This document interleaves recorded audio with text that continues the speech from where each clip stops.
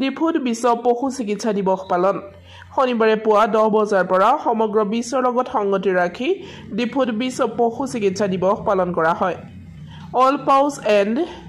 close Diphu veterinary ক্লিনিকৰ উদ্যোগত ডিফুৰ আমোলাপতিত পালন কৰা কাৰ্যসূচীত 56টাতকৈ অধিক জীৱ-জন্তুৰ বিনামূলীয়া স্বাস্থ্য পৰীক্ষা কৰাৰ লগতে